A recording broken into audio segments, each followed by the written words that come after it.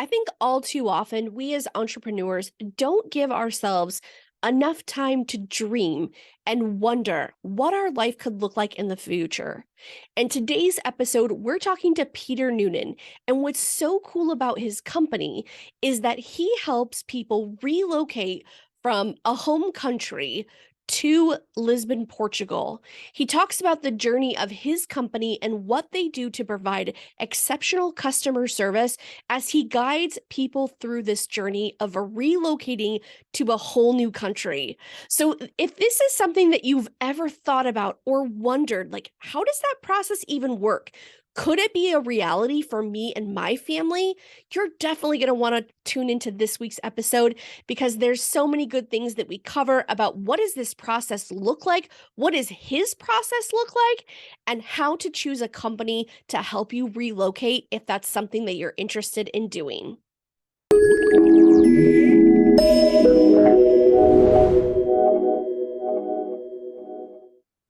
Today, we have the pleasure of speaking with Pieter Nuenen, the co-founder of the Portugal Company. Pieter's journey began in 2000 when he was a Dutch businessman living in Portugal.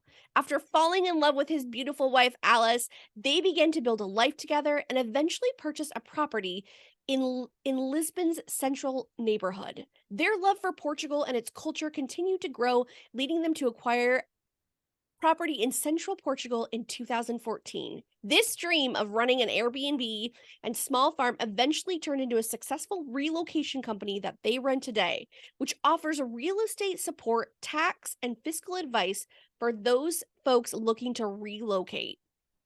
Pieter and his wife's passion for beautiful homes, Portuguese culture, nature, and architecture inspired them to find the Portugal Company, where they promise to give candid advice and welcome clients with genuine Portuguese hospitality. If you've ever considered relocating to Portugal and need expert guidance, you're definitely going to want to tune into this episode. Please welcome to the show, Pieter. How are you? Hey, hello. Good evening, good afternoon, good morning. That's right. For That's me, it's good right. evening, as you know. Thanks for having me. Absolutely. I'm excited to talk to you today because I know that there's a lot of people that have considered relocating outside the United States, but it is a very big, overwhelming situation that a lot of people face, and they don't even know that companies like yours exist. So, what's really cool about what you do is you focus from the very beginning stages, looking for a property, doing all these different things, but you hold our hand through the entire process. So let's start there because I think a lot of people don't even know that this is an option that they can relocate out of the country. So tell us a little bit about your process. Where does it even start? Yeah, so it starts hopefully because that's why we advocate ourselves as relocate specialists or buyers advocates in a very early process of our client's decision to move to Portugal. And nowadays we work with a lot of American clients. They want to move from, for example, California or other states to Europe, to Portugal in our case, but also with other foreign people from other European countries or South Africa, Israel. Well, a lot of different nationalities. What we really prefer to do is to step in the process in a very early stage. So we are really sitting with our clients on the virtual table to really discuss and to really talk with them about their decision, and also have a early insight what they are looking for. Because I always say with a big smile, Portugal is a very small country, especially if you compare it to, let's say, the US or to South Africa.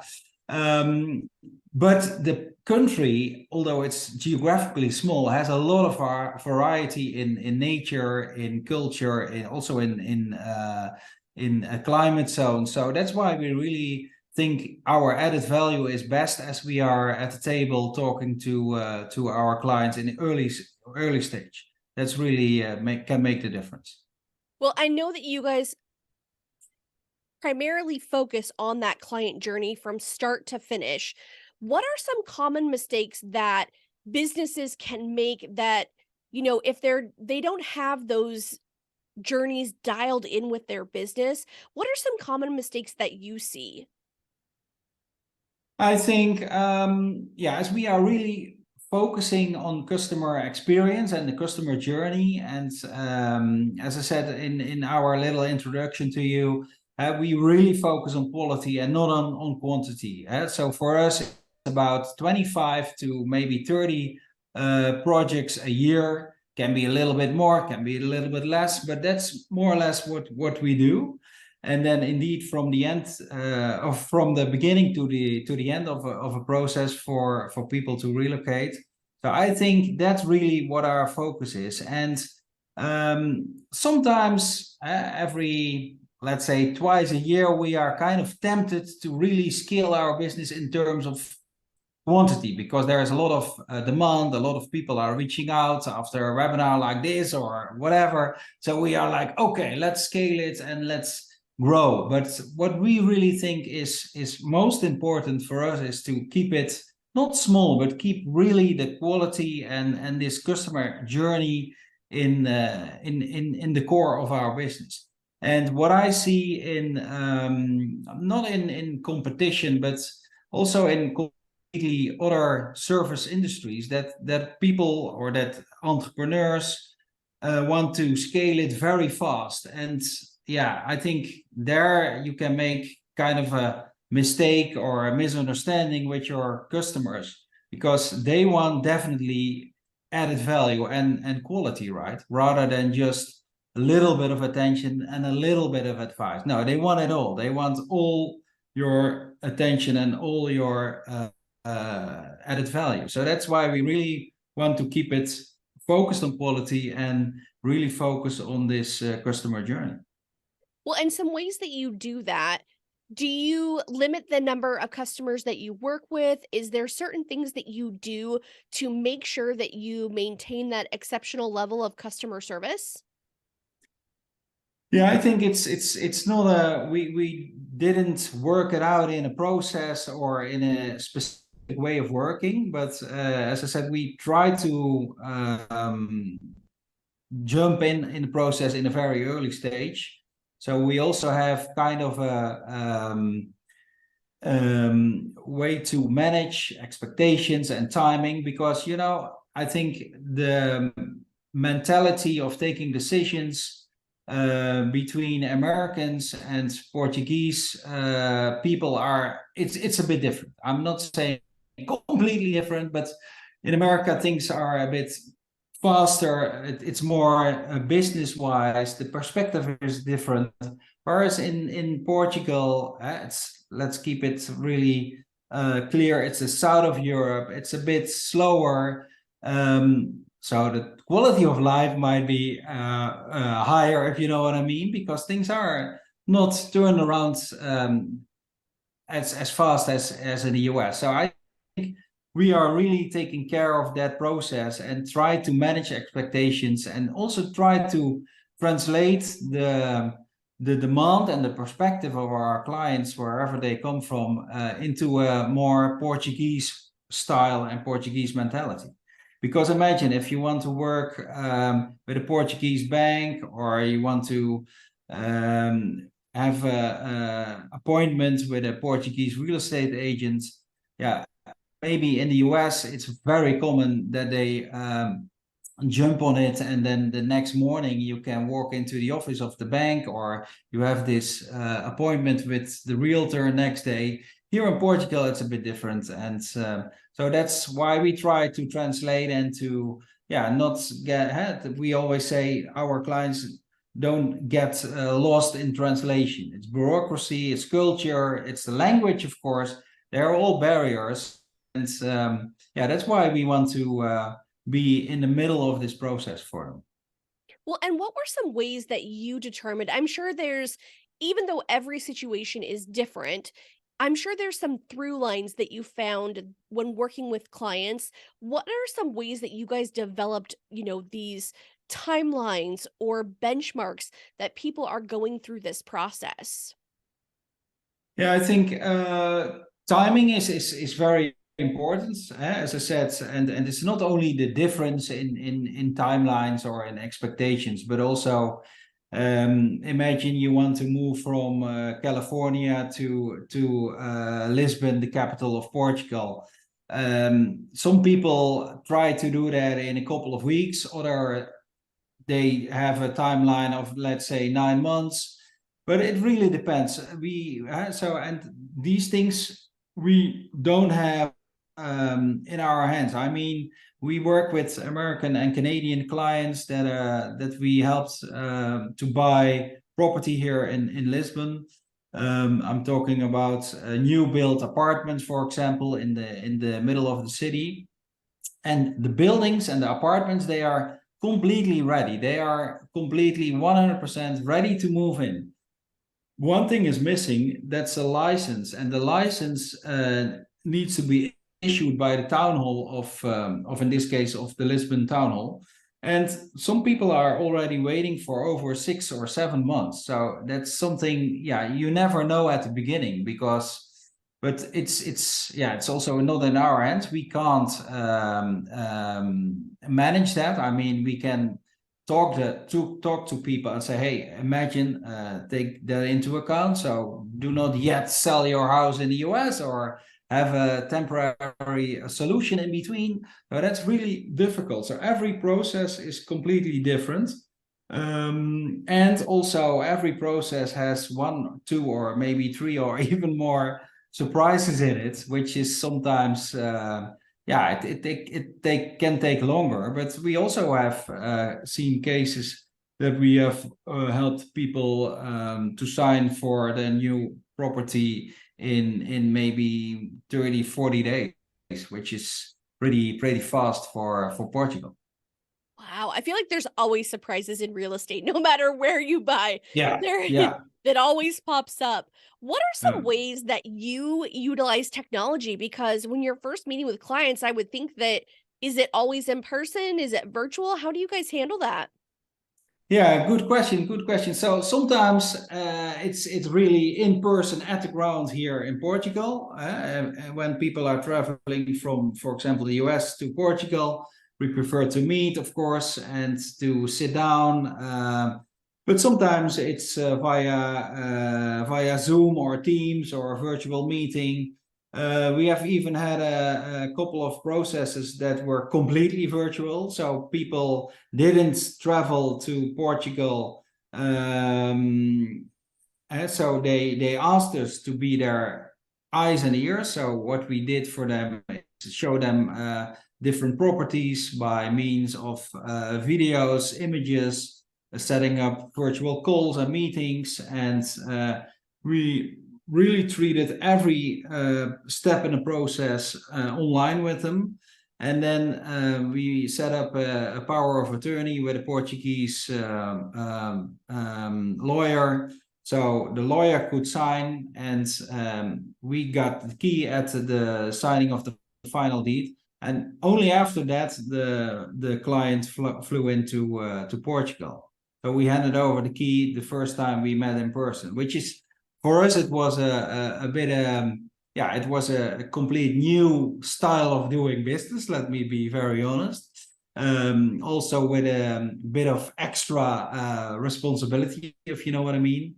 But it turned out very good. Everyone was very happy, and it's so in this case, technology is really key, and you have to rely on it. And what we also see, and I think that's a bit of a sidestep at your question, I think technology nowadays, like we are talking, I'm in Lisbon, you're in at the other side of the Atlantic. It's like we are in the same room. So that also influences big time the decision of people to move to a different country. I mean, we were out today here in Lisbon with a relatively young couple from Boston. They want to move from Boston to Lisbon somewhere maybe next month already, depending a bit on the surprises or on the non-surprises, if you know what I mean. But they stay with their employment contracts in the US, so they are free to work from wherever they want. So in that respect, also technology plays a very big role, and people are very flexible. They can move and they can work, literally from another continent. It's really amazing, and that's, I think, still amazes me big time. Before we started our company, which you said indeed is called the Portugal Company, I was doing corporate communications for a multinational. And of course, it was a semiconductor business, so it was really deep technology. So yeah, technology was most of the time in my professional life kind of a key thing. But nowadays, it's a given. It's everywhere. It's in your pocket. It's in your car. It's the way we are talking right now. It's making things way more easy. Well, I think that's the most exciting part, that if our listeners had never even thought that it was a possibility that you could work in another country, different time zones, but there are ways to make it work, it really opens up a whole new line of thinking. Because before, not that long ago, it would have been something that we could have never done. But nowadays, it's just the sky's the limit on what you can do. And I really think the importance of that personalized customer service for not only for your own business, but for all of our businesses is huge. And I'd love to hear some of the tips that you guys use when you really focus on making that client journey personalized for people. Yeah, I think what we do is try to listen, and again, in a very early stage to what our customers, what our clients are looking for. To be honest, we are also a bit, I don't know what the right word is in English, but a bit kind of stubborn. So if we think, hey, we kind of want to steer them a little bit not into a complete different direction, but some people, as I said in the beginning, don't have a clue about the different climate zones in Portugal. And a lot of people think, hey, it's just sun and beach, which is not the case. In the north of Portugal, you can find completely different sceneries and nature than in the south of the country. So we also sometimes try to not to manage where they are going, but it's about advice, and I think that's where our added value comes in, and where people can learn a lot about the country, and not because it's our own opinion, but simply because we are here at the ground trying to steer the process and help them to make the right decision, right? Well, and I think it's a baseline too for all of us, is that listening, that fact gathering, and looking to make those recommendations of what is best for our clients. Yeah, definitely. And also our process doesn't stop. And there are two things that are really at the core of our work. It's people make a decision to move to Portugal, and they want to buy a property. So that's at the core of our business. But as soon as the final deed has been signed by the client, we are not gone. Well, if they want us to step out, we will step out. But 99 of the percent of the people want us to stay on board, because then also a new kind of chapter starts for them to become really to be part of the Portuguese society. Some have kids that want to go to school. Some people are concerned about the healthcare system. Others want us to set up a business or import their cars. And we even have helped a lady to buy a horse, because she was really into horse riding, and we connected her with a kind of famous horse center here in Portugal. So our service, if it's up to us, it never stops. We just keep on board. We just keep going.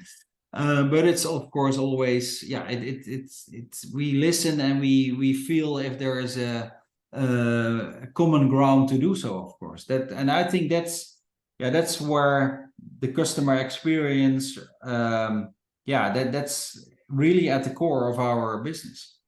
Well, and I love that the fact that you, of course, are a resource in the beginning, walking people through this process when it's probably just a ton of questions in the beginning.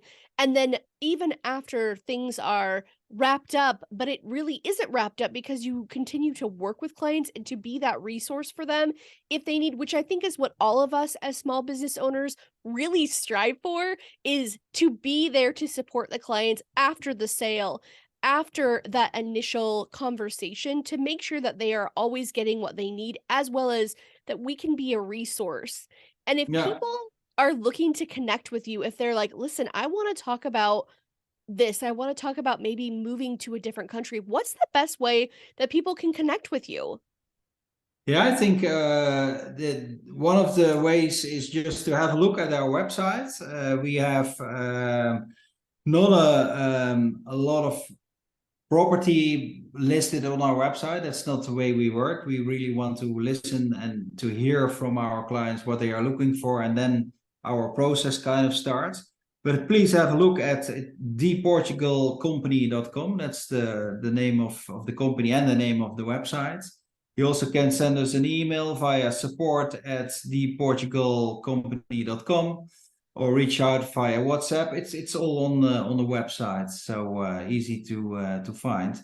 And and sometimes it's really the process starts by a simple question or just opening a little conversation, and sometimes it then kind of develops automatically in a new project or in a new customer journey. Sometimes it kind of stops for a couple of months and then it pops up again after maybe six months or so.